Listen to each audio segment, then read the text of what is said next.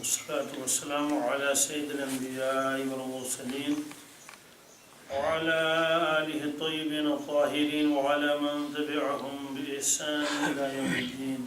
أما بعد، أعوذ بالله من الشيطان الرجيم. بسم الله الرحمن الرحيم. ولو أننا نزلنا إليهم الملائكة وكلمهم الموتى وحشرنا عليهم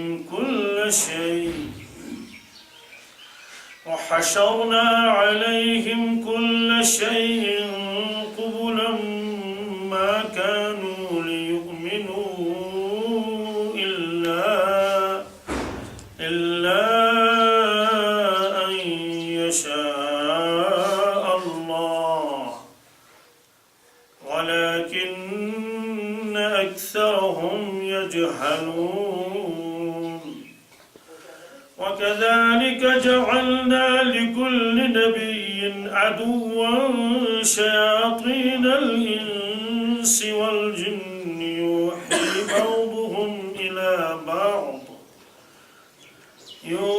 بعضهم إلى بعض زخرف القول غرورا ولو شاء ربك ما فعلوه فذرهم وما يفترون. صدق الله المولانا العظيم. یہ سورۃ الانعام کی 111ویں آیت ہے وَلَوْ أَنَّنَا سے، اور یہاں سے 8واں پارہ بھی شروع ہو رہا ہے. سورت تو وہی ہے کہ یہ سورۃ الانعام 7 پارے مکمل ہو چکے ہیں، یہ 8واں پارہ ہے. حضرت نبی اکرم صلی اللہ علیہ وسلم کے زمانے میں اس طرح کے پارے نہیں تھے کہ پہلے پارے کا نام الف لام میم ہو، دوسرے کا سیکون، پھر اس کو تلک رسول اور لن تنالوا المحصنات، ایسا نہیں. بلکہ صورتیں پہچان تھے. یہ سورہ بقرہ ہے، سورہ آل عمران ہے، سورہ نساء ہے، سورہ مائدہ ہے، سورہ انعام ہے. یہ بعد میں امت کے علماء نے قرآن پاک کو 30 اجزاء میں منقسم فرمایا، 30 حصے قرآن پاک کے کیے. اس میں بہت ساری چیزیں ملحوظ تھیں. ایک ان میں یہ بھی ہے کہ ہر شخص ایک ایک حصہ روزانہ تلاوت کرے تو ایک ایک مہینے میں ایک ایک ختم قرآن مکمل ہو جائے گا. تو آسانی کے لیے یہ کر دیا گیا. یہ پہلا پارہ، یہ دوسرا پارہ، یہ تیسرا پارہ ہے، اور امت نے اس کو قبول کر لیا. اگر کوئی آدمی یہ کہے کہ جناب میں نئی تحقیق کر لوں گا، میں 30 کے بجائے اس کے 35 پارے بنا لوں گا، تو ظاہر سی بات ہے اس کا یہ قول مردود ہوگا.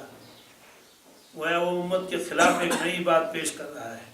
اگر کوئی آدمی یہ کہے گا جناب یہ 30 کیوں ہے، میں 25 بنا لوں گا یا 20 ہی بنا لوں گا، تو ظاہر سی بات ہے نہ تو وہ 25 کا قول پیش کر سکتا ہے، نہ تو 32 کا. کیوں؟ اس لیے کہ امت کے قلوب اس پر متفق ہو چکے ہیں، اور امت میں اس چیز کو مقبولیت حاصل ہے کہ قرآن پاک 30 پارے ہیں. کتنے؟ چھوٹے بچوں سے بھی پوچھو، عوام سے بھی پوچھو، وہ کہتے ہیں کہ 30 پارے، 30 پارہ قرآن پاک، 30 پارے. تو اس کا کہو 35 یا 20 تو اس کا دل یہ قبول نہیں کرے گا، وہ قبول کرنا بھی نہیں چاہیے. تو بہرحال یہ 30 پارہ کے معنی آتے ٹکڑا. پارہ فارسی لفظ ہے اصل میں، اس کے معنی 30 اجزاء، 30 حصے. تو یہ ہر جگہ عرب عجم ہے. یہ مطلب نہیں کہ کسی ایک مسلک میں 30 پارے ہوں اور کہیں نہیں، وہ عرب عجم ہے. اور اسی لیے بعض سپاروں کے اوپر تو سپاروں کے نام لکھے رہتے ہیں، سیقل وغیرہ. بعض کے اوپر لکھتا ہے الجزء الاول، پہلا جز، الجزء الثانی، دوسرا جز، الجزء الثالث، تیسرا جز. یعنی اس کو الگ الگ اجزاء کر دیے گئے تاکہ یاد رکھنا بھی آسان ہو جائے، پہچاننا بھی آسان ہو جائے. میں 16واں پارہ سنا دو، میں 18واں پارہ سنا دو. تو اس طرح سے یہاں صورت تو وہی ہے اور مضمون بھی وہی ایک ہی چل رہا ہے، اور آگے پارہ دوسرا شروع ہو گیا، یعنی وَلَوْ أَنَّنَا، اس کو 8واں پارہ کہتے ہیں۔ اس سے پہلے اللہ تبارک تعالیٰ نے کفار کا ایک قول نقل فرمایا کہ وہ تو یہ کہتے تھے کہ اگر رسول اللہ صلی اللہ علیہ وسلم کوئی خاص معجزہ ہمارے سامنے پیش فرمائیں تو ہم ضرور ایمان لائیں گے، اور قسم کھا کر انہوں نے یہ بات بتائی تھی، وَأَقْسَمُوا بِاللَّهِ جَهْدَ أَيْمَانِهِمْ، اور بڑے زور سے انہوں نے اللہ کی قسم کھائی کہ لَإِن جَاءَتْهُمْ آیَةٌ لَيُؤْمِنُنَّ بِهَا، کہ اگر یہ لوگ، یعنی اگر رسول اللہ صلی اللہ علیہ وسلم ایک نشانی لے آئیں، معجزہ لے آئیں، تو ہم ضرور ان پر ایمان لائیں گے۔ کیسا معجزہ؟ کہ جیسے موسیٰ علیہ السلام کے ہاتھ میں لاٹھی تھی، ویسے آپ کے ہاتھ میں اگر ایسا آ جائے تو ہم بات ضرور مانیں۔ صالح علیہ السلام کے لیے ایک اونٹنی ظاہر ہو گئی، آپ کے لیے بھی اگر اس طرح کا کوئی جانور ظاہر ہو جائے گا تو ہم مان لیں گے۔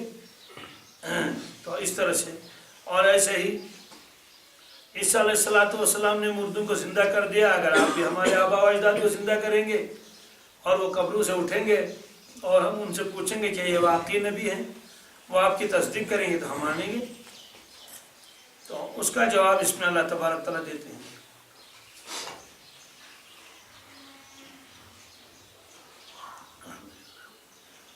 جواب کیا ہے؟ اللہ تعالیٰ یہ فرماتے ہیں اگر ہم ایسا بالکل کریں گے جیسے یہ کہتے ہیں، یہ تب بھی ایمان نہیں لائیں گے۔ کیوں؟ اصل میں یہ ہٹ درم لوگ ہیں، ورنہ انہوں نے اس سے پہلے کتنے معجزات دیکھے۔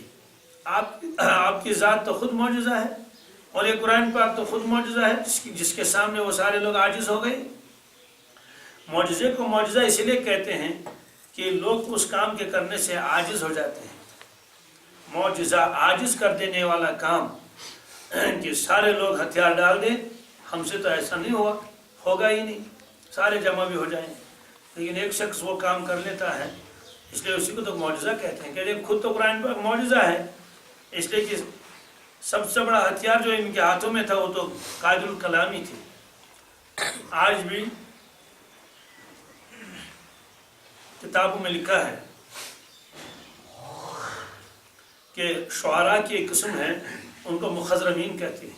مخضرمین ان شعراء کو کہتے ہیں جو زمانے جاہلیت میں بھی بڑے اونچے درجے کے شاعر تھے، اسلام قبول کر لیا اس کے بعد پھر شاعری کرتے تھے، تو مخضرمین ان کو کہتے ہیں۔ اور میں مخضرمین، شعراء مخضرمین، ان کے اوپر کتابیں بھی لکھی گئی ہیں۔ مثلا ان میں حضرت حسان بن ثابت ہیں، بہت زبردست قسم کے شاعر پہلے بھی تھے اور بعد میں بھی۔ ہمارے ایک دوست ہیں، انہوں نے کتاب لکھی ہے، ان پر عربی میں ہے وہ، اور ایک دو روز پہلے انہوں نے وہ ایک نسخہ مجھے ہدیہ بھی دے دیا۔ تو اس میں وہ شاعری انہوں نے جمع کی ہے، زمانے جاہلیت میں ان حضرات نے شاعری کی، اور ان کی شاعری کا انداز یہ تھا۔ اسلام قبول کرنے کے بعد انہوں نے یہ شاعری کی ہے، اس شاعری کا انداز تو یہ ہے۔ اور حضرت حسان بن ثابت رضی اللہ تعالیٰ عنہ جب کفار کا جواب دیتے تھے، اس لیے کہ ہر چیز کا جواب تو اسی قبیل سے ہوتا ہے نا، جیسے مشہور ہے کہ بھائی اینٹ کا جواب پتھر سے دیں، لیکن کلام کا جواب پتھر سے نہیں، کلام کا جواب تو کلام سے دینا پڑے گا۔ تو وہ لوگ چونکہ رسول اللہ صلی اللہ علیہ وسلم کی شان میں اپنے اشعار میں گستاخی کرتے تھے، تو اس لیے اشعار کے مقابلے میں اشعار، تو حضرت رسول اللہ صلی اللہ علیہ وسلم حسان بن ثابت سے فرماتے تھے، حسان میری طرف سے جواب دے دو، یعنی ہماری جانب سے تم جواب دے دو جو یہ اعتراضات کرتے ہیں اور ہماری شان میں گستاخی کرتے ہیں۔ اور ساتھ میں یہ فرماتے ہیں تھے کہ اللہم آئید بروح القدس، یا اللہ جبریل کے ذریعے اس کی مدد فرما، یعنی جبریل اس کی مدد کے لیے آئے اور یہ ایسے ایسے مضامین بنا لے اور یہ ہماری جانب سے کیا کر لیں، جواب دے دیں اور دفاع کر لیں۔ تو یہ قادر الکلام تھے، اور عقل حیران ہو جاتی ہے، ہونی بھی چاہیے کہ پہلے کلام کا انداز کچھ اور تھا، بعد میں دوسرے کلام کا عالم اور تھا۔ یہ مسلمانوں میں بھی ہے، ایک بہت بڑے علامہ گزرے ہیں، تو وہ پہلے بھی شاعری کرتے تھے، بعد میں بھی شاعری کر لی۔ علامہ سید سلیمان ندوی رحمۃ اللہ، بہت اونچے درجے کے علامہ ہے اور محققین میں سے، شاعری بھی کرتے تھے شاعری ان کی ہے موجود آج بھی. تو قادر الکلام تھے. بعد میں وہ حضرت مولانا اشرف علی تھانوی علیہ رحمۃ سے بیعت بھی ہو گئے تھے. اس پر بہت سارے لوگوں نے شور بھی مچایا، کہیں تو خود علامہ ہے، ان کو ایک فقیر کے پاس جانے کی کیا ضرورت تھی. تو حضرت سید سلیمان ندوی علیہ رحمۃ خاموش رہتے تھے. جب کوئی کہتا تھا کہ آپ کو بیعت ہونے کی کیا ضرورت ہے، قرآن پاک آپ کے سامنے ہے، احادیث آپ کے سامنے ہیں، آپ تو ایک ایک جز گویا آپ کے سامنے ہے، علامہ زمان ہے آپ. تو حضرت خاموش رہتے تھے، جواب نہیں دیتے تھے. تو کسی شخص نے اصرار کیا تو حضرت نے فرمایا بھائی کچھ دیکھ کے ہی تو بیعت ہو گیا، کچھ دیکھے تو کسی نے اور کہا کہ بیعت ہو کر تم نے کیا وہاں پایا.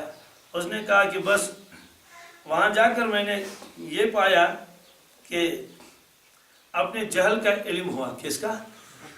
اپنے جہالت کا علم ہوا وہاں جا کر. اب حضرت کی کیا مراد تھی.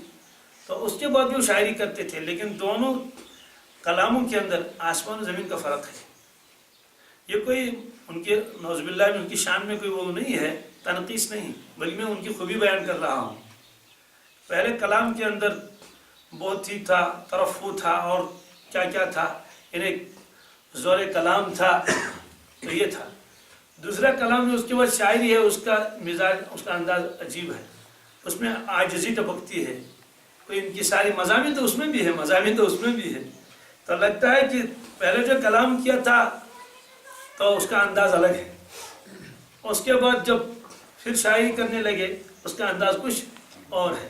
انہیں قلبی اثرات، دل کے اثرات اس پر اسی انداز کے ہیں، اور دل کے اثرات اس پر اسی انداز کے ہیں. تو حضرت تھانوی علیہ رحمۃ سے بھی پوچھا تھا سلوک کا خلاصہ کیا ہے. حضرت نے فرمایا تھا اپنے آپ کو مٹانا، اپنے آپ کو. اس ایک جملہ جو کہا اس پر علامہ روئے اور بہت دیر تک روتے رہے. حضرت نے فرمایا آپ علامہ ہے، میں آپ کو کیا کہوں، سب کچھ آپ کے سامنے ہے، لیکن ایک جملہ جو کہا اس سلوک کا خلاصہ کیا ہے، یعنی اس راستے کا انجام کیا تھا، بس اپنے آپ کو مٹانا. تو اس طرح سے کہ وہاں کے لوگ جو اہل عرب تھے یہ تو قادر الکلام تھے، تو کلام کا مقابلہ کلام سے. تو اللہ تعالیٰ نے فرمایا کہ ہم نے ایسا کلام نازل فرمایا ہے، اگر یہ اللہ کا کلام نہیں ہے، یہ سب جمع ہو جائیں اور آپ کو مقابلہ کر لیں، تو یہ اور معجزہ کیوں تلاش کرتے ہیں، حالانکہ انہوں نے معجزات بھی دیکھ لیے. اب جو یہ کہہ رہے ہیں کہ 2-3 معجزے اور دکھا دو، کیا معجزہ. ایک تو فرشتے ہمارے سامنے آ جائیں اور ہم سے بات کر لیں، اور وہ فرشتے کہیں گے کہ ان کو مان لو، یہ اللہ کے نبی صلی اللہ علیہ وسلم. اسی طرح سے ہمارے مردے زندہ ہو جائیں، فلاں میرا پردادا زندہ ہو جائے اور فلاں میرا رشتہ دار زندہ ہو جائے، وہ آپ کی تصدیق کرے تو ہم ماننے کے لیے تیار ہیں. آپ ان اعتراضات کا جواب اللہ تبارک تعالیٰ فرماتے ہیں. انہوں نے ایک مطلب یہ بھی کہا تھا لولا انزل علینا الملائکہ، ہمارے اوپر ملائکہ کیوں نہیں نازل ہوتے ہیں، ان کی کیا خصوصیت ہے ان پر ملائکہ نازل ہوتے ہیں. او نرا ربنا، ہم پروردگار کو کیوں نہیں دیکھتے، یہ انہیں کہا تھا. ایک مقدس فرمایا آتاتی باللہ والملائکۃ قبیلہ، اگر آپ اللہ کے نبی ہیں تو آپ فرشتوں کو سامنے کیوں نہیں لاتے، وہ آپ کی تصدیق کرے اور ہم سے کہہ دیں کہ ان پر ایمان لاؤ، یا اللہ تبارک تعالیٰ کو کیوں نہیں لاتے ہیں. یہ اس طرح سے کہ وہ اعتراضات کرتے تھے. کبھی کہتے تھے فاتو بآبائنا، کہ ہمارے آبا و اجداد کو لے آؤ جو مر چکے ہیں، وہ گواہی دے دیں ہم مان لیں گے. اللہ تبارک تعالیٰ فرماتے ہیں وَلَوْ أَنَّنَا نَزَّلْنَا، اور اگر ہم یقینی طور پر اتاریں گے الیہم الملائکہ، ان کے پاس فرشتے، واقعی فرشتے آئیں گے ان کے پاس اور یہ فرشتوں کو دیکھیں گے. وَكَلَّمَهُمُ الْمَوْتَى، اور مردوں کو زندہ کریں اور مردے ان سے باتیں کر لیں گے کہ ہاں یہ واقعی نبی ہیں. وَحَشَرْنَا عَلَيْهِمْ كُلَّ شَيْءٍ، اور باقی تمام چیزوں کو ہم جمع کر کے ان کے سامنے، یعنی جمادات بھی گواہی دے دیں، نباتات بھی گواہی دے دیں، حیوانات بھی گواہی دے دیں ان کے نبی ہونے کی. تو فرماتے ہیں کہ اور ان کے سامنے ہر چیز کو کریں گے. قبلم ما كانوا ليؤمنوا، یہ تب بھی ایمان نہیں لائیں گے.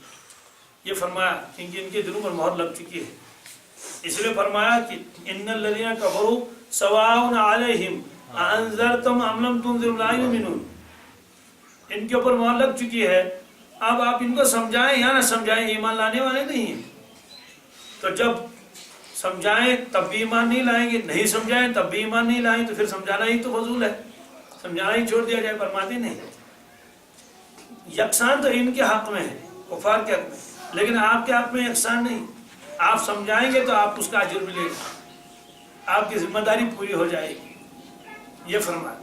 اس طرح سے جو معجزات تم نے دیکھے تھے اور ان معجزات پر ایمان نہیں لائے، تو اللہ تعالیٰ نے اس کا جواب اس سے پہلے بھی دے دیا کہ پہلی مرتبہ جو بھی انہوں نے ابتدا میں معجزات دیکھ لیے، اس وقت انہوں نے کیوں ایمان قبول نہیں کیا؟ ان کے ہڑدر کی درمی کی وجہ سے ہم نے ان کے دلوں کو اوندا کر دیا ہے، الٹ دیا ہے۔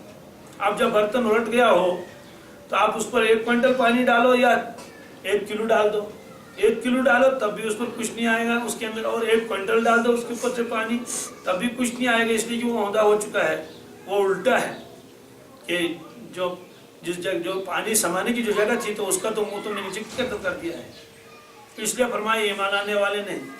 اسی طرح سے ہم بہت سارے معجزات دکھائے بھی اللہ کے نبی صلی اللہ علیہ وسلم نے ان کی فرمائش پر۔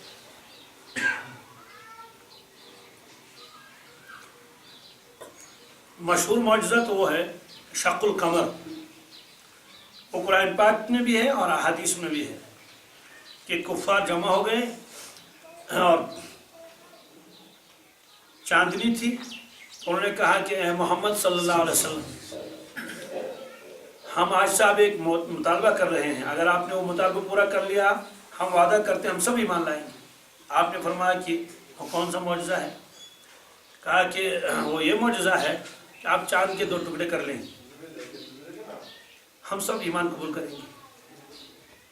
اور انہوں نے کہا ٹھیک ہے، تو اللہ تبارک تعالیٰ سے دعا کرنے لگے، یا اللہ ایسا کر لیں کہ چاند کے 2 ٹکڑے کر لیں، یہ ایمان لائیں گے تو معاملہ آسان ہو جائے گا۔ اس لیے یہی تو سب سے بڑی رکاوٹ ہے، جو بڑے بڑے لوگ ہیں، چودھری لوگ ہیں اور مکہ شریف کے بڑے عمراء اور رؤساء ہیں۔ ٹھیک ہے، ان کو جمع کیا گیا اور اللہ کے نبی سے فرمایا دیکھو تم چاند کی طرف، اس میں کوئی شغاف تو نہیں ہے؟ انہوں نے کہا بالکل نہیں۔ کہا کہ میں اشارہ کر لیتا ہوں، اللہ سے تو دعا کی تھی، وہی نازل ہوئی تھی، جب آپ اشارہ کریں گے تو ہم اس چاند کے 2 ٹکڑے کر لیں گے۔ آپ نے اشارہ کر لیا چاند کی طرف اور چاند کے 2 ٹکڑے ہو گئے، ایک ٹکڑا ادھر کو چلا گیا اور دوسرا ٹکڑا ادھر کو چلا گیا، 2 ٹکڑے الگ الگ رہے، اور یہ کتنی دیر تک علیحدہ رہے؟ اتنی دیر تک علیحدہ رہے جتنی دیر عصر سے لے کر مغرب تک ہے، عصر سے لے کر اگر آپ اس کو 2 ہی گھنٹے شمار کر لیں تو وہی کیا کام ہے، تو اس وقت تک یہ 2 ٹکڑے الگ الگ رہے، یہ جڑے نہیں، یہاں تک کہ ان سے پوری بات نہیں ہوئی۔ تو آپ نے اس کو موقع فرمایا اشہدو، دیکھو گوار ہو، چاند کے 2 ٹکڑے ہو گئے۔ تو اب وہ آپس میں مشورے کرنے لگے کہ اس کا کیا جواب دیں، ہم نے تو اپنی زبان سے کہا تھا کہ اگر چاند کے 2 ٹکڑے ہو گئے ہم ایمان لائیں گے، اور ایمان لانا نہیں تھا، اب کیا کریں گے؟ تو کہنے لگے کہ بس یہی جواب دیں گے کہ نعوذ باللہ من ذالک، آج تو آپ کے جادوگر اور ساحر ہونے کا تو یقین ہو گیا، اس لیے کہ اس سے پہلے تو ہم یہ سوچتے تھے زمینی اشیاء کے اوپر آپ جادو کر لیتے ہیں، نظر بندی کر لیتے ہیں ہماری، لیکن آج ایسا سامنے آ گیا کہ آپ کا جادو اتنا زبردست ہے، یہ چاند کے اوپر بھی اثر انداز ہو جاتا ہے۔ اور یہ معجزہ اور یہ سوال و جواب یہ قرآن پاک نے خود نقل فرمایا، اقتربت الساعۃ وانشق القمر، کہ قیامت آ گئی، قیامت قریب آ گئی اور چاند کے 2 ٹکڑے ہو گئے۔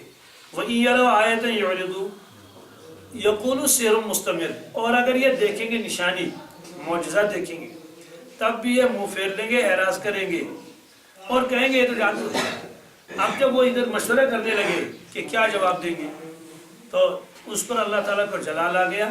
اللہ تعالیٰ نے فرمایا کہ جب یہ مشورے کرنے لگے کہ ہم مانے نہ مانے، ہم نے ان کے دلوں پر مہر لگا دی، معاملہ ختم۔ مہر لگانے کے بعد کوئی چیز اثر نہیں کر سکتی ہے، چاہے کچھ بھی دیکھے آدمی، کتنا بھی دیکھے۔ اور اس سے پہلے آیا صم بکم عمی فہم لا یعقلون، یرجعون ایک جگہ، یعقلون ایک جگہ ہے۔ تو اس کا مطلب تو یہ ہے کہ ہیں تو ان کی آنکھیں لیکن دیکھیں گے نہیں، اور ہیں تو ان کے کان لیکن سنتے نہیں، زبانیں بھی ہیں لیکن بولیں گے نہیں۔ پھر فرمایا مثل الذین کفروا کمثل الذی ینعق، کہ کافروں کی مثال تو اس شخص کی مثال ہے کہ جس کے سامنے چوپائے ہیں، ڈنگر ہیں چل رہے ہیں، بیڑ بکریاں ہیں اور گائے ہیں اور بھینسیں ہیں، اور وہ آواز لگا رہا ہے، بما لا يسمع الا دعاء و نداء، वो कुछ भी नहीं सुनते, एक दुआ और एक निदा। दुआ के माने आते हैं आहिस्ता वाली पुकार, और निदा के माने दूर वाली पुकार जो जोर से, ये सुनेंगे। क्या मतलब है कि जिस तरह से कोई आदमी बकरियों के पीछे है और मवेशी के पीछे है तो उनको आवाज़ें लगाता है, वो तो आवाज़ सुन लेते हैं वो, लेकिन वो कहता क्या है ये मालूम नहीं, समझते नहीं, आवाज़ तो आती है। जैसे मिसाल के तौर पर आप किसी गाय को समझा दें तो उससे कह देंगे देखो ये खेत तो अपना है, इसमें घास खा लेना, लेकिन हमारे अंकल जी का है वहाँ न जाना वरना फिर लड़ेगा, और ये तुम्हारे लिए हराम भी है, ये तुम्हारे लिए हलाल, ये खा लेना। 1 घंटे उसको समझा दो, उस बात समझेगी, आवाज़ तो आएगी, कानों में तो आवाज़ आ ही जाती है, लेकिन क्या मजमून आप उनके सामने बयान कर रहे हैं ये मजमून उसके समझ में नहीं आएगा। ये अल्लाह ताला ने फरमाया कुफार की मिसाल ऐसी ही है, कितना ही आप उनको समझा दीजिए आवाज़ तो आएगी इनके कानों में, लेकिन आप क्या फरमाना चाहते हैं ये इनके दिलों में उतरने वाली बात नहीं है। एक तो ये फरमाया, एक जगह फरमाया कि जब मुनाफिकीन भी रसूलुल्लाह सल्लल्लाहु अलैहि वसल्लम की मजलिस में आते थे और आप बयान फरमाते थे, सहाबा किराम के ईमान मजबूत हो जाते थे, आंखों से आंसू निकलते थे। अब उसके बाद जब वो निकल जाते थे, ये कुरान पाक में है, तो वो मुनाफिकीन लोग कहते थे ईमान वालों से, वयक़ूलून लिल्लज़ीना आमनू, क्या कहते हैं माज़ा क़ाल आनिफ़ा, कहते हैं कि हजरत ने अंदर क्या बयान फरमाया था मैं भूल गया, मैं क्या बयान किया था तो मैं भूल गया, याद नहीं रहा। याद क्यों नहीं रहेगा? जैसे आवाज़ आ रही थी, आवाज़ आ गई, जानवर को फिर बता दीजिए आपके मालिक ने आपसे क्या कहा था, वो कहेंगे मुझे तो मालूम नहीं, मुझे एक आवाज़ आई थी और ख़त्म हो गई। और उसकी वजह लिखी है, उलमा भी ने कहा, आरिफीन तो ज़्यादा ही कहीं गहरी बातें लिखी हैं, तो उसका जवाब लिखा है कि बुजुर्ग ने फरमाया कि अल्लाह के नबी सल्लल्लाहु अलैहि वसल्लम जब कलाम फरमाते थे हाँ तो आपके दाहिने मुबारक से अनवारात निकलते थे। क्या निकलते थे? अनवारात निकलते थे। कुरान पाक की तिलावत करेंगे तब भी नूर निकलता था, आपका खुद अपना कलाम वो भी नूरानी। तो वो जो कानून के रास्ते से पहुंचता था दिल में, तो वो अंदर जो अनवारात होते थे, ईमान का नूर तो पहले से है, तो ये जो अब नया नया नूर आ रहा है, आयतों का नूर और दूसरे अल्लाह के नबी से पाक कलाम का नूर, ये अनवारात जाके उस दिल के अंदर जो पहले से नूर है वो नूर के साथ मिलकर उसका इजाफा हो जाता था। ये कुरान पाक में है, वइज़ा तुलियत अलैहिम आयातु ज़ादतहुम ईमाना, ईमान ज़्यादा हो जाता, मजबूती हो जाती है। तो ये अनवारात जाके वहाँ बैठ जाते थे क्योंकि जगह तो मिल गई।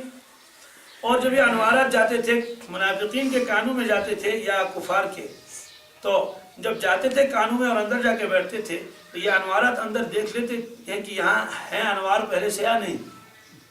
तो जब देखते थे यहाँ तो जुल्मत है, यहाँ तो हमारे ठहरने की जगह नहीं है, तो ये अनवारात वापस वहाँ से निकलते थे। जैसे कोई शख्स कहीं अंदर चला जाए तो वो देखेगी कि हमारे अफराद यहाँ है या नहीं, हमारा जान पहचान वाला कोई है या नहीं। मतलब मर्द कहीं जाएगा, देखें अगर मर्द है तो जाएगा, लेकिन अगर अंदर गया वहाँ देखे कि मर्द तो एक भी नहीं है, तो वहाँ औरतें वो तो दरवाजे से बाहर निकलेगा नहीं निकलेगा, कहेंगे भाई मैं तो गलत जगह पर पहुँचा, ये तो मर्दों का हाल है नहीं, ये तो दूसरे या और कोई है, या ये तो एक स्टोर है, यहाँ तो बैठने की जगह भी नहीं है। गलत है कि अगर कोई आदमी वहाँ देखेगा यहाँ जहाँ मैं आना चाहता था ये वो जगह नहीं है, और जाहिर सी बात हर आदमी वापस निकलता है। अब जब ये अनवारात उनके कानों में आ गए और दिल में पहुँच गए, दिल में जगह देख ली, यहाँ तो जगह है नहीं, यहाँ तो एतराज़ है, यहाँ तो तकज़ीब है, तस्दीक नहीं, यहाँ तो जुल्मत है, यहाँ तो ईमान का नूर नहीं। इसलिए वो सारे मज़ामीन अपने तमाम अनवारात बरक़ात के साथ वापस आते थे। अब जब बाहर निकलते थे वो कहते माज़ा क़ाल आनिफ़ा, कि हज़रत रसूलुल्लाह सल्लल्लाहु अलैहि वसल्लम ने जो अंदर को बयान फरमाया था वो क्या बयान फरमाया था, तो इसलिए वो सारे मज़ामीन भूल जाते थे। वहाँ मोहर लग गई कि अब ये ईमान नहीं लाएंगे। लेकिन एक एहसान तो ये हुआ कि अल्लाह तबारक ताला ने उनके हरदर्मी की वजह से सबों को ख़त्म नहीं फरमाया, ख़त्म कर लेने थे, क्योंकि ये अल्लाह का वादा था वमा कान अल्लाहु लियुअज़्ज़िबहुम व अंतुम फ़ीहिम, आपके होते हुए हम उनको आज़ाब नहीं करेंगे। ईसा अलैहिस्सलाम ने भी उनसे अपने लोगों ने, हालांकि वो मुसलमान थे, उन्होंने कहा था कि हमारे ऊपर एक आसमान से एक दस्तरखान आ जाए, खाने का इंतज़ाम हो जाए। उन्होंने कहा ठीक है, डरो अल्लाह ताला से, ऐसा मुतालबा मत करो। उन्होंने कहा नहीं, हम तो चाहते हैं कि ईमान मजबूत हो जाए, उसमें खाएं कुछ और ईद मनाएं, खुशी मनाएं, हम भी और बाद में आने वाले लोग भी।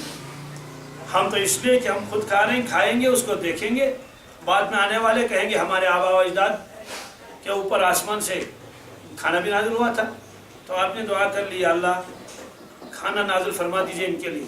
तो अल्लाह ताला ने फरमाया कि हम ठीक है, अल्लाह इन्नी मुनज़्ज़िलुहा अलैकुम, हम नाजिल करेंगे, लेकिन देखो अगर कोई इनकार करेगा हम ऐसा अजाब करेंगे, ऐसा अजाब कायनात में हमने किसी को नहीं किया होगा जैसा अजाब इनको करेंगे। अगर ये देखने के बाद मौजज़ा देखने के बाद नाशुक्री कर लेंगे, तो उसमें बाज़ हज़रात फरमाते हैं कि उन्होंने नाशुक्री की, खाना उठा के रख लिया, उठा के नहीं रखना चाहिए था, तो अल्लाह ताला ने शक्लें बदल दी, खंजीर की शक्ल में पैदा तब्दील हो गई।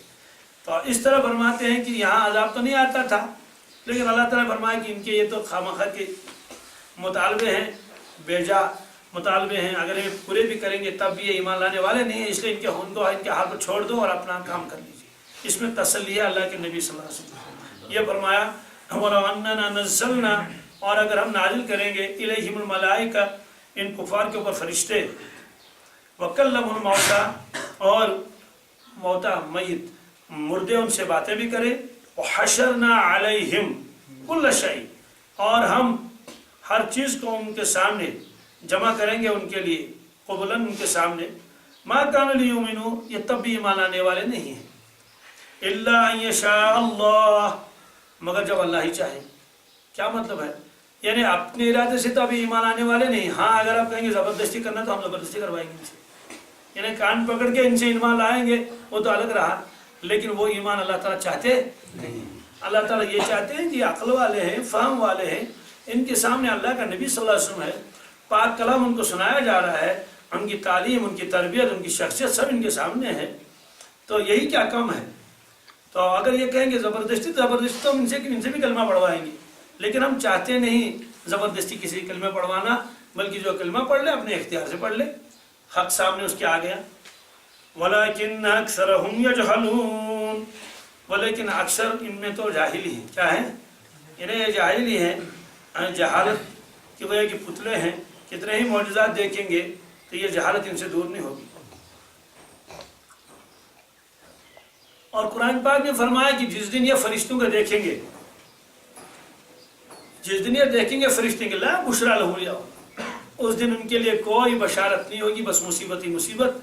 यानी मरने के वक्त ये देखेंगे फरिश्तों को, और वो इनसे रूह निकालेंगे और उनसे कहेंगे अखरिजू अनफुसकुम अल-यौम तुजज़ौना अज़ाबल हून बिमा कुंतुम तक़ूलूना अला अल्लाहि गैरल हक़्क़ि व कुंतुम अन आयाति तस्तकबिरून। जिस रोज़ ये फरिश्ते देखेंगे, आज तो कहते हैं फरिश्तों को दिखाओ, जब देखेंगे तो वो दिन इनके लिए मुसीबत होगा, तो इनकी पिटाई करेंगे और अजाब में इनको मुब्तला करेंगे, और उस वक्त कहेंगे काश हम ये फरिश्ते हमको नज़र नहीं आते। और फरिश्तों को देखना कोई मामूली बात भी नहीं, ऐसे ऐसे बड़े फरिश्ते अल्लाह ने बनाए हैं, हमें अगर किसी फरिश्ते को हम देखेंगे तो उसी वक्त हम मर जाएंगे, हार्ट अटैक हो जाएगा उस वक्त, क्योंकि ऐसी उनकी सूरत हम देख नहीं सकेंगे। नूरानी सूरत भी और बहुत बड़े हैं। हज़रत नबी अकरम सल्लल्लाहु अलैहि वसल्लम के बारे में है, जिब्रील नबी अलैहिस्सलाम को एक मरतबा अपनी शक्ल में देखा तो बेहोश हो गई थी जी, कि आपने फरमाया 600 बाजू उसके थे। कितने?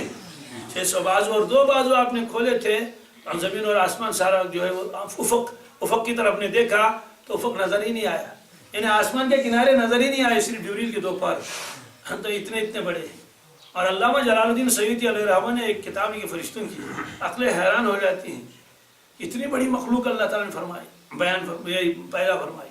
उसमें लिखा है कि बाज़ फरिश्ते ऐसे हैं कि उनका जो ये अंगूठा है, अंगूठे का वो जो नाखून है, ये नाखून इतना बड़ा है, अगर दुनिया का सारा पानी, समंदरों का पानी लाया जाए और उसके अंगूठे के ऊपर रख दिया जाए और उसके नाखून के ऊपर यूँ उसने अंगूठा कर लिया, सारा पानी रख दिया, सारा पानी उस नाखून के ऊपर आएगा, एक कतरा भी नीचे टपकेगा। तो सुभान मलिकुल कुद्दूस, कैसे कैसे फरिश्ते होंगे अल्लाह। एक रिवायत में आता है, एक फरिश्ता अल्लाह के नबी सल्लल्लाहु अलैहि वसल्लम की ज़ियारत के लिए उसने दरख्वास्त की अल्लाह रब्बुल इज़्ज़त से, मुझे मुलाकात की इजाज़त दे दी जाए, मेरी बड़ी तमन्ना है। और ठीक है, तो एक कदम आसमान पर रखा, एक कदम ज़मीन पर रखा। तो सुभान मलिकुल कुद्दूस, तो ऐसे फरिश्ते अगर हम देखेंगे तो हमें से कौन जिंदा रहेगा? हमारे अंदर इतनी ताकत ही नहीं है। इस तरह फरमाया कि जिस दिन ये फरिश्तों को देखेंगे वो दिन इनके लिए बेहतर नहीं होगा।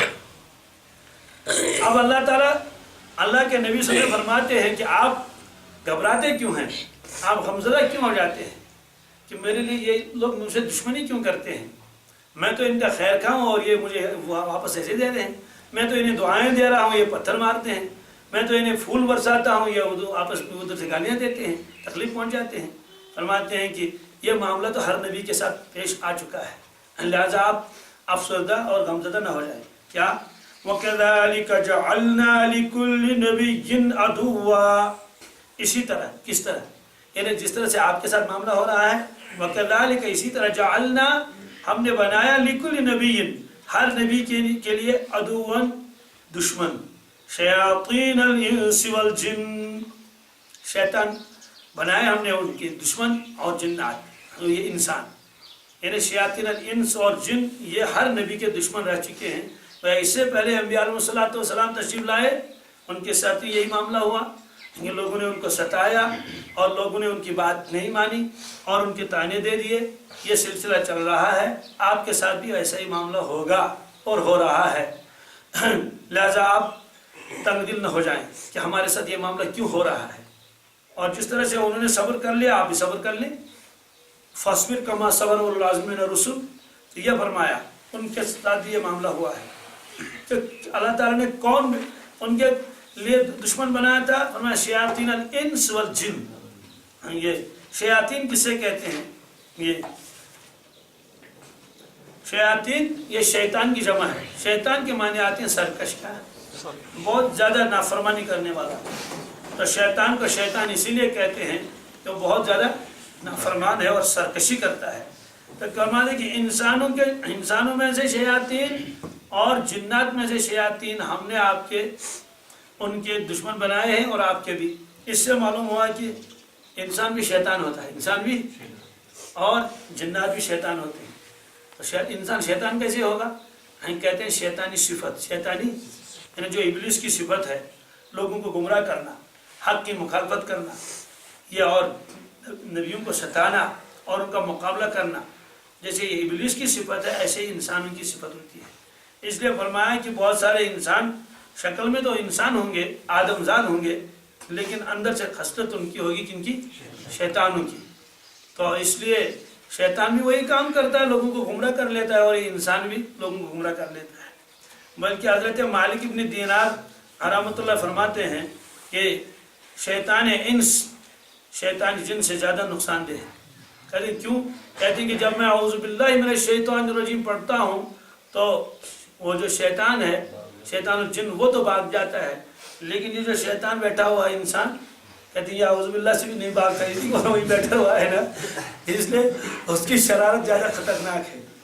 تو وہ شیطان تو لا حول سے بھی بھاگ جاتا ہے، تلاوت کرے وہ بھاگ جاتا ہے، ذکر شروع کر دے وہ بھاگ جاتا ہے، لیکن یہ جو انسان نما شیطان ہوتا ہے، انسانی شکل میں شیطان اور ابلیس ہے، تو یہ خطرناک ہے، یہ لا حول سے بھی نہیں بھاگتا۔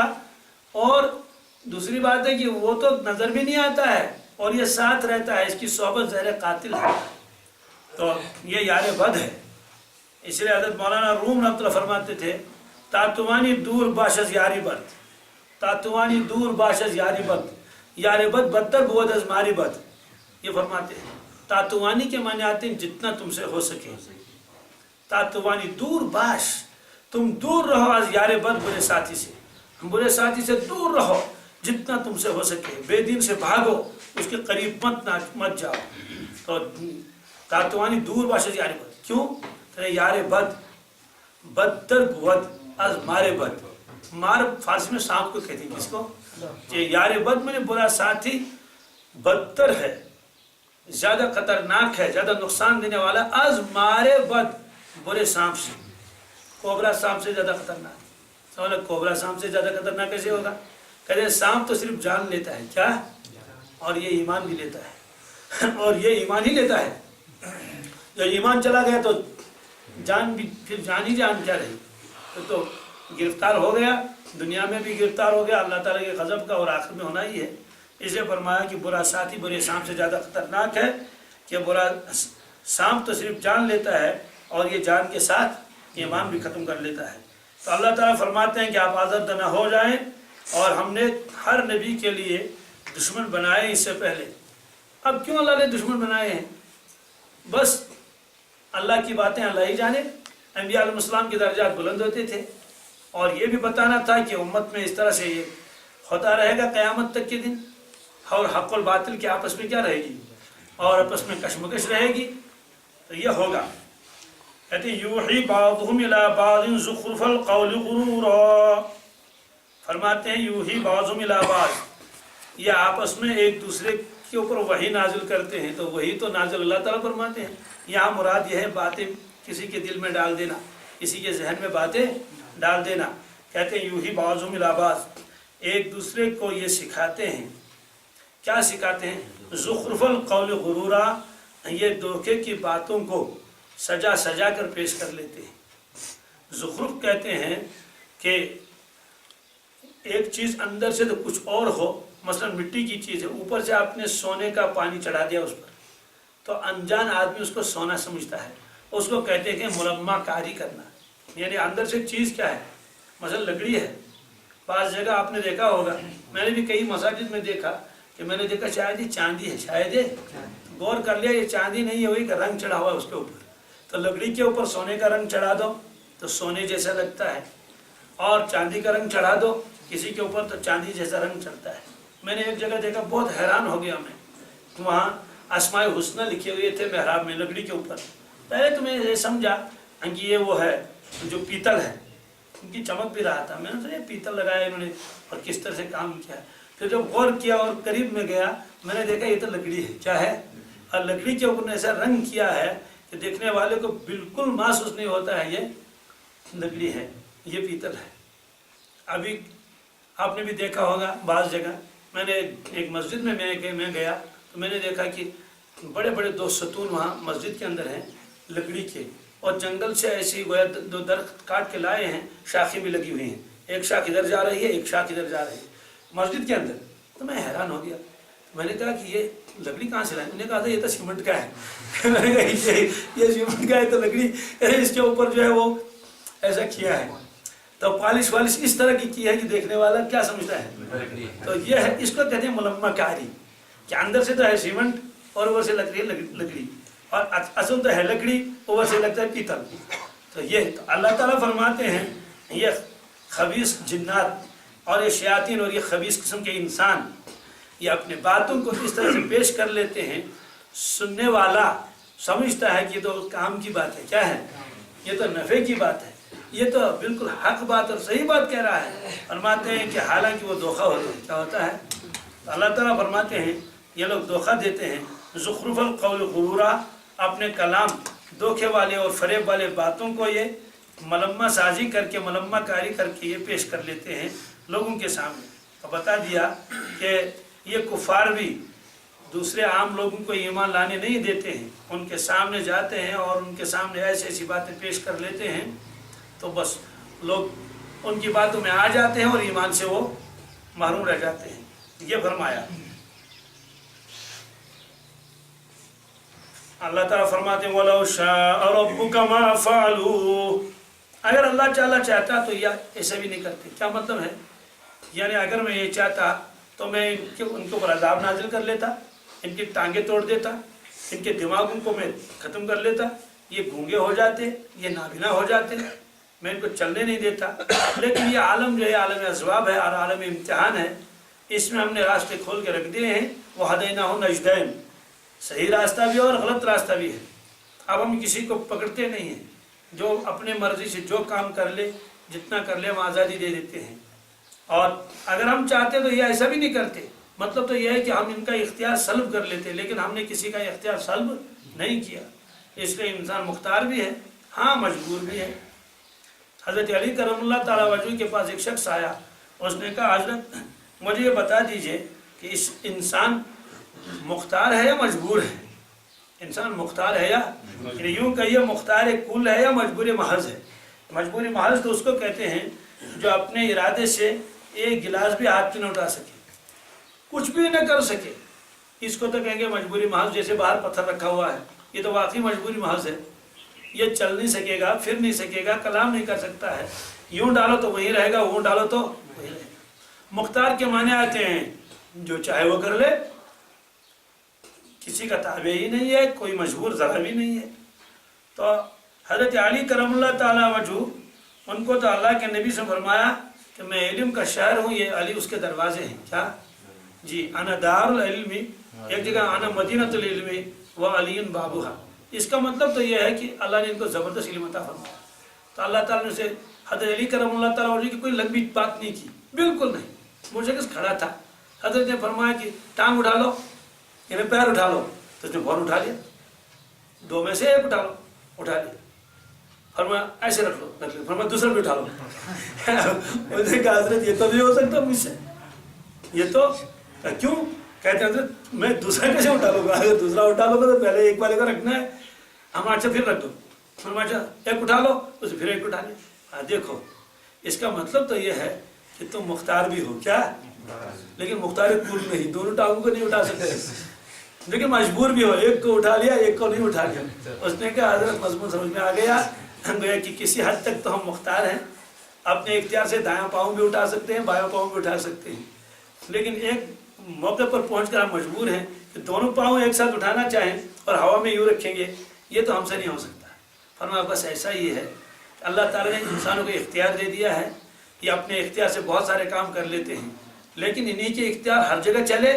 فرمایا کہ نہیں، اللہ کی قدرت بھی اوپر ہے. اس اللہ کی قدرت کے سامنے یہ مجبور ہو جاتے ہیں. اس لیے فرمایا کہ بندہ مختار بھی ہے من وجہ، یعنی اس کو اختیار دیا اللہ تعالیٰ نے، وہ کام بھی کر سکتا ہے، سوچ بھی سکتا ہے، خرید سکتا ہے، فروخت کر سکتا ہے، سارے دنیا کے کام کر لیتے ہیں. اور مجبور بھی ہے. کیا ہے؟ مجبور بھی ہے. تو جتنا وہ مختار ہے اس پر تو پکڑ ہوگی. کیا ہوگی؟ جتنا وہ مجبور ہے اس پر پکڑ نہیں. مثلا خودکشی میں وہ مختار ہوتا ہے، اپنے ارادے سے وہ بوتل لاتا ہے اور کیا کیا کرتا ہے، اس پر تو پکڑ ہے. لیکن اگر ایکسیڈنٹ میں وہ مر گیا، وہی آدمی مر گیا، تو اس میں تو وہ مجبور تھا، اس نے کچھ بھی نہیں کر سکا، اوپر سے نیچے گر گیا. تو مجبوری کے جتنے عالم ہے اس پر کوئی پکڑ نہیں. مختار جب ہے تو پکڑ ہے. مثلا ایک آدمی روزے سے ہے، اس کو معلوم ہے، تو اب وہ وضو بنا رہا تھا، کلی بھی کر سکتے ہیں، کلی کر لی، مسواک کر لیا، اور یہ یاد ہے کہ میں روزے سے ہوں. تو ذرا سی احتیاط میں وہ کچھ خلل آ گیا، بے احتیاطی ہو گئی اور چند قطرے جو ہے حلق سے نیچے چلے گئی. ایک گھونٹ. شریعت نے کہا تمہارا روزہ ٹوٹ گیا. تمہارا روزہ ہے کیوں؟ کہا آپ نے احتیاط کیوں نہیں کیا، آپ تو یاد تھا. اس کے مقابلے میں یہی شخص مثلا اگلے روز یا دوسرا شخص وہ آیا اور آدھی بالٹی پانی پی لی، پورا پیٹ بھر لیا، بہت پیاس لگی ہوئی تھی. تو شریعت نے کہا کہ میرا روزہ ٹوٹ گیا. کہ بالکل نہیں ٹوٹا. کہ ثواب کم ہوا؟ کہ بالکل نہیں کم ہوا. کہ کل تو آپ نے کہا تھا کہ ایک گھونٹ سے تو تمہارا روزہ ٹوٹ گیا اور آج آدھی بالٹی پی لی. کہتے ہیں دیکھو کل اس وقت آپ مختار تھے. کیا تھے؟ مختار اس لیے تھے کہ آپ کو یاد تھا میں روزے سے ہوں، اس لیے اختیار پر ہم پکڑ کر لیتے ہیں. اگر جو بے احتیاطی ہو گئی، اس وقت جان بوجھ کر نہیں کیا، لیکن چلا گیا اندر پانی، اس لیے روزے کے وجہ میں روزہ رکھنا پڑے گا. اور آج کہتے ہیں آج آپ مجبور اس لیے تھے کہ آپ تو بھول چکے تھے، آپ نسیان طاری ہو چکا تھا، آدھی بالٹی پی لے، کوئی پکڑ نہیں، کوئی پکڑ. تو معلوم یہ ہوا کہ بندہ مختار ہے، اللہ نے اس کو اختیار دے دیا ہے، تو اسی پر ثواب بھی ہوگا، اسی پر عذاب بھی ہوگا، اسی کی پوچھ ہوگی. اور جن چیزوں میں آدمی غیر مختار ہے، مجبور ہے، ان میں کوئی وہ نہیں ہے.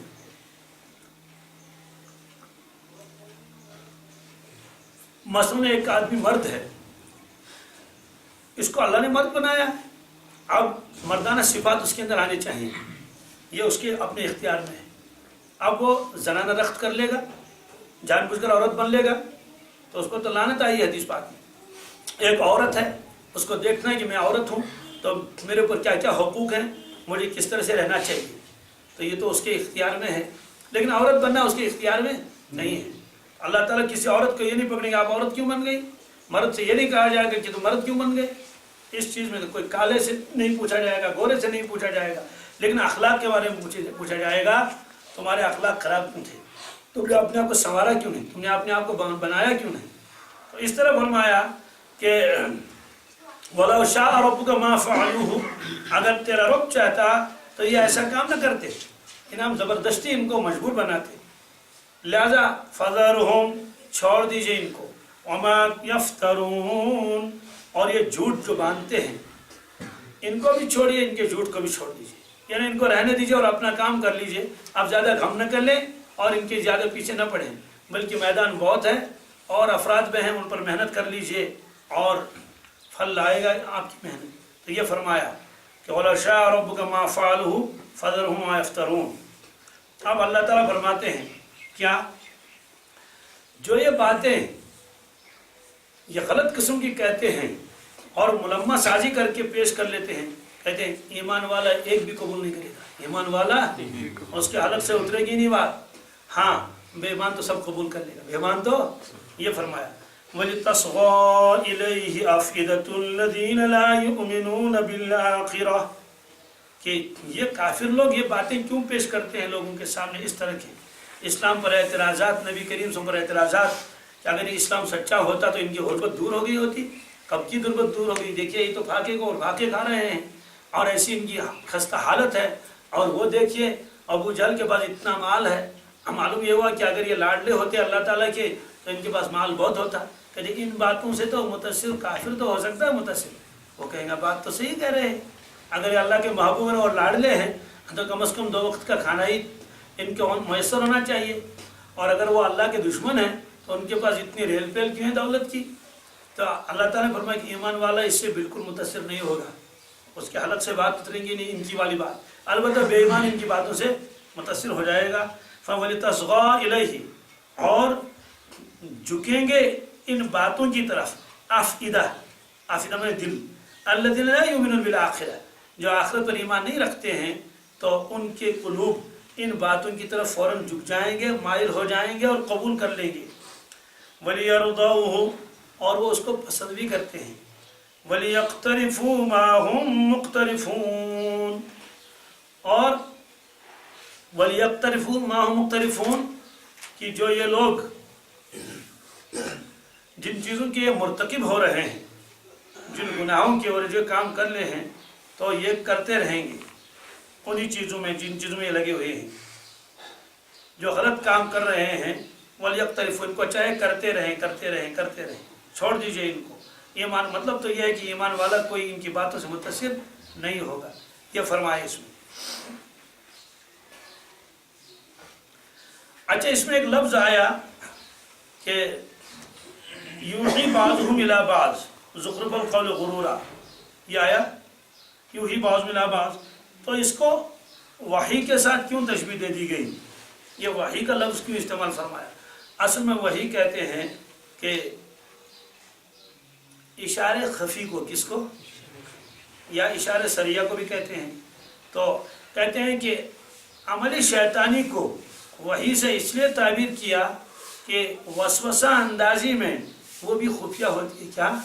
شیطان دوسرے کے اندر وسوسہ ڈال دیتا ہے، چونکہ وہ ظاہر نہیں آتا ہے کس طرح سے یہ وسوسہ آیا اور کس طرح سے شیطان نے یہ کام کر لیا، وہ نظر بھی نہیں آتا ہے، چونکہ وحی جب نازل ہوتی ہے تو عام آدمی کو وہ چیز نظر نہیں آتی کس طرح سے وحی نازل آئی، کس طرح جبریل آئے، اس لیے سے اس مشابہت کی وجہ سے شیطان جب آتا اپنا کام کر لیتا ہے تو وہ بھی چونکہ نظر نہیں آتا ہے، اس لیے فرمایا کہ یہ جو خفیہ طور سے وسوسہ ڈال دیتا ہے دلوں کے اندر، تو اس عمل کو وحی کے ساتھ تشبیہ دے دی گئی اس معنی کر کے، یہ ہے سمی وحیًا لأنه انما یکون خفیہ، تو اس شیطان کے اثر اور وسوسے کو وحی کے ساتھ اس لیے تشبیہ دے دی کیونکہ یہ خفیہ یہ کام ہوتا ہے اور انسان اس کو دیکھ نہیں پاتا ہے، تو فَذَرْهُمْ چھوڑ دیجئے ان کو، اس کو عربی میں تحدید کہتے ہیں، کیا؟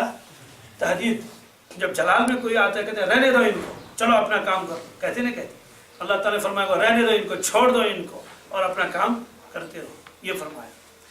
تو اس کے بعد بہت ہی عجیب بات ہے، کیا ایک مطالبہ ان کا یہ بھی تھا کہ رسول اللہ صلی اللہ علیہ وسلم کے پاس آتے تھے، کہتے تھے آپ ایسا کر لیں، آپ ہمارے اور اپنے درمیان میں ایک ثالث مقرر کر لیں، کیا کر لیں؟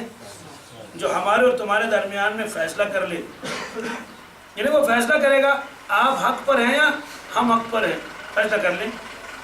ایک مرتبہ مدینہ طیبہ کے یہودی آئے تھے مکہ المکرمہ، اور اس میں بہت بڑا یہودی تھا کعب بن اشرف، کعب بن اشرف بہت بڑا یہودی تھا، وہیں مدینہ طیبہ کے قریب میں رہتا تھا، اس کا قلعہ آج بھی موجود ہے جی، کھنڈرات ہے اور اندر اندر سے گورنمنٹ نے اس کے تار بندی کی ہے، میں نے کئی مرتبہ دیکھا ہے، وہاں سے جب جاتے ہوئے ہیں ہم نے ساتھی لوگ بتاتے ہیں کہ یہ کعب بن اشرف کا قلعہ ہے، تو اس میں لکھا ہوا بھی بورڈ اندر ہے، تو قلعہ ان کا، ये बहुत बड़ा मालदार शख्स था, तो लेकिन ज़िद्दी इतना खतरनाक था, अस्तग़फिरुल्लाह, कितना सताया इन्होंने मुसलमानों को रसूलुल्लाह सल्लल्लाहु अलैहि वसल्लम। एक मरतबा ये आया मक्का शरीफ और वहाँ उकसाया उन्होंने कुफ़ार को, तो कुफ़ार ने उनसे कहा कि काब इब्न अशरफ, आप यहूदी हैं और आप तौरात के माहिर भी हैं, ये बताओ हम हक पर हैं या मोहम्मद रसूलुल्लाह से हक पर हैं? यह हक पर ये बताया। तो उसको जाहिर सी बात है, उसको मालूम था कि अल्लाह के नबी सब तो हक पर हैं, ये तो बुत परस्त हैं, लेकिन ये हसद और ये ज़िद ऐसी बुरी बला है। उसने साफ कहा हक पर तो तुम ही हो, हक पर तो, हालांकि ये मालूम था ये बुत परस्त है, महज इस वजह से ताकि तैयार हो जाएं और हमारा साथ दें और यहाँ से एक बड़ा लश्कर लेकर आए मदीना तैयबा, क्योंकि यहूदी अकेले तो मुसलमानों से लड़ नहीं सकते थे, इसलिए चाहते थे कि यहाँ से बड़ा काफिला आ जाए और मिल के उन पर हमला करें। तो उन्होंने कहा कि हमको तब यकीन हो जाएगा कि हमारा दीन उनके दीन से हक है जब तुम इस बुत का सजदा करोगे। तो काब इब्न अशरफ इस वजह से कि ये मेरी मदद करेंगे और लश्कर ये लेकर आएंगे और हम बख्याल उनके कि मुसलमानों का कला कमा करके रख देंगे, तो वो बुत को सजदा भी किया। हालांकि उनको मालूम था कि बुत परस्ती उनके मजहब में थी ही नहीं जी। उस ज़माने में तो बस यही यहूद थे जो मुवहिद समझे जाते थे। नसारा को तो बहरहाल वो तो किसी कदर शिर्क में मुब्तला हो ही गए थे, बल्कि किसी कदर क्या तो शिर्क में मुब्तला ही थे, लेकिन ये यहूद थे, इनको शिर्क से ज़बरदस्त नफरत थी। लेकिन उस ज़िद में आकर उसने बुत को भी सजदा कर लिया। तो बाद में इन्होंने जब उनको यकीन हो गया तो इन्होंने पूरा लश्कर तैयार कर लिया और फिर वही घर में खंदक पेश आया। उसमें ये लोग आए और मदीना तैयबा के हमला करने के लिए अल्लाह के नबी ने खंदक खुदवाई थी। ये जब वहाँ पहुँचे के लगे, ओह ये कौन सा नया हरबा निकाला मुसलमानों ने, ये चीज़ तो हमने देखी भी नहीं थी, अंदर कैसे दाखिल हो जाएंगे मदीना तैयबा के अंदर। कई किलोमीटर तक उन्होंने वो खंदक खुदवाई थी। अब उधर से आगे बढ़ नहीं सकते, आगे बढ़ेंगे तो खंदक बहुत गहरी है और चौड़ी भी है, घोड़ सवार भी नहीं जा सकता, जो जाए तो गिर जाए। और बाज़ ने कोशिश भी की, वो गिर गए और मर गए। सहाबा किराम ने ऊपर से तीर भी फेंके। दूसरे साइड में तो पहाड़ है, वहाँ से तो हमलावर नहीं आ सकता, इक्का दुक्का आदमी तो आ सकता है। तीसरी जानिब से तो वो भागात हैं, ऐसे घने भागात हैं और उनमें जो दीवारें भी लगी हुई हैं, तो वहाँ से भी हमला नामुमकिन है। बस यही एक ही मैदान था जहाँ से हमला आवर आ सकते थे। तो उस वक्त वो इधर को रहे। तो काब इब्न अशरफ और यहूद ने उस वक्त क्या काम किया, बनो कुरैज़ा वालों ने और दूसरे यहूद सब मिलकर उन्होंने ऐसा किया कि आप ऐसा कर लो, हम मुसलमान तो सब के सब इस वक्त खंदक के पास बैठे हुए हैं तुम्हारा हमला रोकने के लिए। घरों में इनकी सिर्फ औरतें हैं और बच्चे हैं और बीमार है और कोई बूढ़ा है, तुम उन पर हमला कर लो, हम अंदर से उन पर हमला कर लेंगे। ऐसे खतरनाक थे। तो इसलिए उन्होंने कहा कि एक सालिस मुकर्रर कर लें। ये कुफार ने कहा कि जो हमारे और तुम्हारे दरमियान में फैसला करे, तुम हक पर हो या हम हक पर हैं, जो वो फैसला करेगा वो मान लें। अगर वो सालिस माने वो जो तीसरा होगा ना, थर्ड पार्टी, जो तीसरा, अगर वो आपको कहेंगे कि हक पर है तो हम बात मान लेंगे, और अगर वो कहेंगे कि आप हक पर नहीं है और कुफार हक पर है तो आपको हमारी बात माननी चाहिए। उस पर यह आयत नाज़िल हुई। अल्लाह ताला ने फरमाया अफ़ग़ैरल्लाहि अब्तग़ी हकमा, यह आयत नाज़िल हुई। अफ़ग़ैरल्लाहि अब्तग़ी हकमा, क्या अल्लाह को छोड़कर मैं किसी और को तलाश करूं हाकिम और सालिस कि वो हमारे और तुम्हारे दरमियान में फैसला कर ले? क्या अल्लाह तबारक तआला हाकिम नहीं? अलैहिस्सलाहु हाकिमिन, क्या वो फैसला नहीं कर सकता हमारे और तुम्हारे दरमियान में? तो आप कहते हैं कि किसी इंसान को लाओ और वो फैसला करेंगे मेरे और तुम्हारे दरमियान में। वहुवल्लज़ी अंज़ला इलैकुमुल किताब मुफ़स्सला, वहुवल्लज़ी अंज़ला इलैकुम मुफ़स्सला, वो अल्लाह तबारक तआला तो वो है, उसने नाजिल किया तुम्हारी तरफ किताब अपनी मुफस्सल। मतलब तो यह है कि किताब तो मेरे सामने है, जो मैं आपको पढ़कर सुनाता हूँ उसी को सामने रख लो, फिर देखो आप हक पर हैं या मैं हक पर हूँ। अल्लाह ताला ने तो फैसला नाजिल फरमाया, तो आप नए किसी आदमी के पास जाने की जरूरत ही क्या है? ये फरमाया वहुवल्लज़ी अंज़ला इलैकुम मुफ़स्सला, अल्लाह ताला ने तफसील के साथ किताब अपनी नाजिल फरमाई। सवाल है कि जब ये किताब तफसील के साथ है, मज़ीद तफसील की क्या ज़रूरत है? और यहाँ तफसील से मुराद है हलाल और हराम और असूल और कवायद बयान फरमाए। अल्लाह के नबी सल्लल्लाहु अलैहि वसल्लम रसूल कवायद की मज़ीद तफसील बयान फरमाई। जैसे इसमें नमाज का तज़किरा आया, आपने नमाज का तरीक़ा बताया, نماز کی تعداد بتا دی رکعتوں کی، قرآن پاک میں تذکرہ آیا زکوٰۃ کا، اپنے زکوٰۃ کا نصاب بیان فرمایا، قرآن پاک میں صرف حج کا تذکرہ ہے، حج کر لو، آپ نے حج کی تفصیلات بتا دی۔ اسی طرح فقہاء کرام نے پھر جو ہے وہ مسائل کے اندر مسائل نکالتے گئے اور پورا مدون ہوا۔ والذین آتیناہم الکتاب، اور جن لوگوں کو ہم نے کتاب دی ہے یہود نصارہ کو، یعلمون، وہ جانتے ہیں، انہ منزل من ربک بالحق، انہ، بے شک یہ قرآن پاک، منزل من ربک، تمہارے پروردگار کی جانب سے اتارا ہوا ہے، بالحق، سچا کلام۔ تو وہ اللہ کے نبی صلی اللہ علیہ وسلم کو اللہ تعالیٰ فرماتے ہیں کہ جو اہل کتاب ہیں وہ صاحب علم ہیں، وہ جانتے ہیں کہ یہ کتاب منزل من اللہ ہے، یہ اللہ تبارک تعالیٰ نے اس کتاب کو نازل فرمایا ہے اور یہ سچی کتاب ہے۔ سوال ہے کیا وہ واقعی جانتے تھے کہ یہ سچی کتاب ہے؟ بالکل، ان کی کتاب میں صاف لکھا ہوا تھا کہ اللہ کے نبی صلی اللہ علیہ وسلم کے اندر یہ صفات ہوں گی اور آپ کے پاک کلام کی یہ صفت ہوگی۔ اسی لیے حضرت عبداللہ بن سلام سے حضرت عمر فاروق رضی اللہ تعالیٰ عنہ نے پوچھا تھا، فرمایا عبداللہ بن سلام، اللہ تعالیٰ فرماتے ہیں الذین آتیناہم الکتاب یعرفونہ کما یعرفون ابناءہم، کہ جن کو ہم نے کتاب دی، اہل کتاب کو، یہ ایسے پہچانتے ہیں رسول اللہ صلی اللہ علیہ وسلم کو جیسے اپنے بیٹوں کو پہچانتے ہیں۔ تو کیا آپ واقعی ایسے ہی پہچانتے جیسے اپنے بیٹوں کو؟ عبداللہ بن سلام نے فرمایا اس سے زیادہ، کیا جتنا ہم اپنے بیٹوں کو پہچانتے ہیں کہ ہمارے بیٹے ہیں، اس سے زیادہ ہم پہچانتے تھے پہلے محمد رسول اللہ صلی اللہ علیہ وسلم۔ میں اس سے زیادہ کیسے؟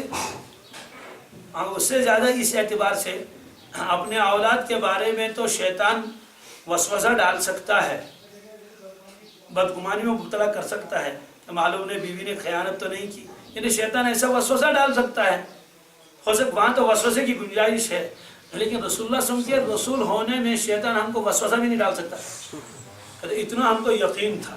تو حضرت عمر فاروق نے واپس فرمایا اسی لیے تو اللہ تعالیٰ آپ کو نوازا، اسی لیے تو اللہ تعالیٰ نے آپ کو، مطلب تو یہ ہے کہ اتنے یہودی ہیں اور ان نے تو اسلام قبول نہیں کیا اور ان میں آپ کو اللہ تعالیٰ نے چنا اور ان کی ایک جماعت بھی ساتھ تھی۔ یہ فرمایا والذین آتیناہم الکتاب، اور جن لوگوں کو ہم نے کتاب دی، یعلمون، وہ جانتے ہیں، انہ منزل من ربک بالحق، کہ یہ قرآن پاک منزل من اللہ ہے اور اللہ تعالیٰ نے یہ حق کے ساتھ نازل فرمایا، سچا کلام ہے۔ فلا تکونن من الممترین، بظاہر تو خطاب اللہ کے نبی صلی اللہ علیہ وسلم کو، لیکن سنانا دوسروں کو ہے کہ اے مخاطب آپ شک کرنے والے میں سے نہ ہو جائیں، یعنی اس قرآن پاک کے اوپر کوئی شک ہوگا یہ اللہ کا کلام ہے یا نہیں، اہل کتاب سے پوچھو، ان سے اہل کتاب سے پوچھو، وہ صاحب علم ہے تو وہ بتا دیں گے کہ یہ واقعی اللہ تعالیٰ کا کلام ہے۔ یہ تو الگ مسئلہ ہے کہ وہ چھپا کے رکھیں گے، لیکن ان کے دل گواہی دیتے ہیں، اور جو ان میں سچے تھے وہ اسلام قبول کر چکے ہیں، عبداللہ بن سلام سے جا کے پوچھ لو، وہ صاف بتا دیں گے ہاں یہ قرآن پاک اللہ تعالیٰ کی کتاب ہے۔ وَتَمَّتْ كَلِمَةُ رَبِّكَ صِدْقًا وَعَدْلًا لَا مُبَدِّلَ لِكَلِمَاتِهِ وَهُوَ السَّمِيعُ الْعَلِيمُ۔ وَتَمَّتْ كَلِمَةُ رَبِّكَ، تیرے پروردگار کا کلام مکمل ہو چکا ہے، صدقاً وعدلاً، دو اعتبار سے، صدق کے اعتبار سے، عدل کے اعتبار سے۔ صدق کا مطلب تو یہ کہ کلام سچا ہے، عدل کے معنی آتے ہیں یہ اس کتاب میں اعتدال ہے۔ لا مبدل لکلماتہ، اللہ تعالیٰ کے کلمات کو کوئی بدل نہیں سکتا، اور وہ السمیع العلیم، وہ سننے والا جاننے والا ہے۔ اس میں دو تین چیزیں آ گئیں، ایک صدق ہے، ایک عدل ہے، لا مبدل لکلماتہ ہے، اس کی تفصیل انشاءاللہ آگے آئے گی۔